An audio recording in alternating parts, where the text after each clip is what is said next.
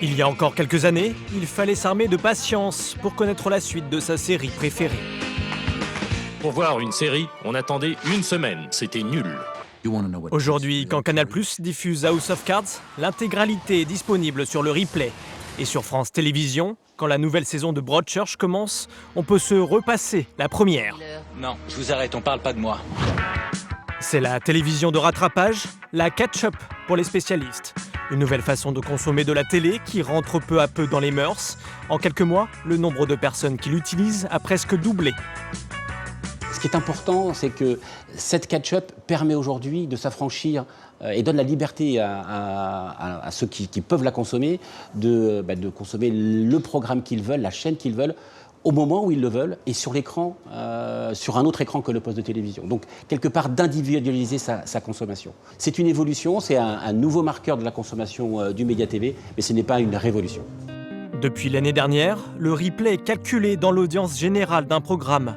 Le record, le téléfilm L'Emprise sur TF1, un succès vu par près de 10 millions de personnes, dont 1 300 000 juste en replay. Pas de mystère, ce qui marche à l'antenne connaît une deuxième vie après sa diffusion. Du côté de Plus, la plateforme de France Télé, c'est la série Made in Marseille qu'on s'arrache. Plus belle la vie, c'est le programme qui génère le plus d'audience sur Plus avec plus de 300 000 vidéos vues par jour. Plus de 2000 vidéos, la plus grosse plateforme du PAF. Et c'est ici, dans cette pièce, que tout est supervisé, notamment grâce à cet écran.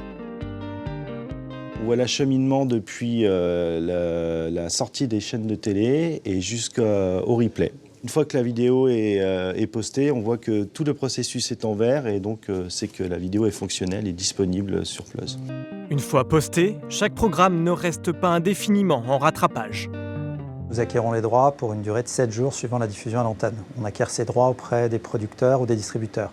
Le dossier est en train d'évoluer, on acquiert de plus en plus de droits à 7, 14, 21, 30 jours, et ce qui va nous contraindre à revoir nos interfaces pour nous adapter.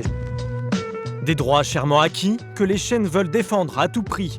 Leur ennemi, le téléchargement illégal, celui de films, de séries, mais aussi d'émissions de télé.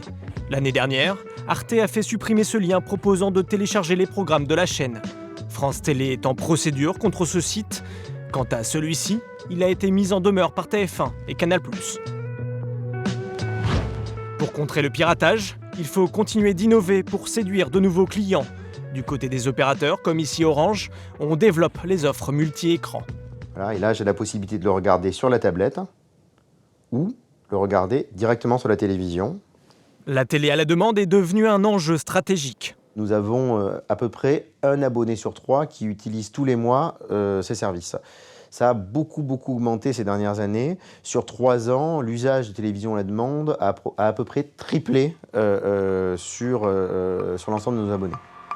Des abonnés qui en redemandent et des annonceurs séduits, les revenus publicitaires ont triplé en 2 ans.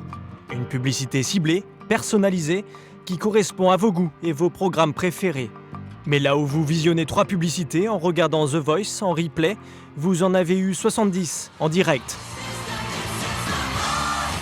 Résultat, en 2014, les 53 millions engrangés restent une goutte d'eau comparée aux près de 4 milliards d'euros investis par les annonceurs dans la télé traditionnelle.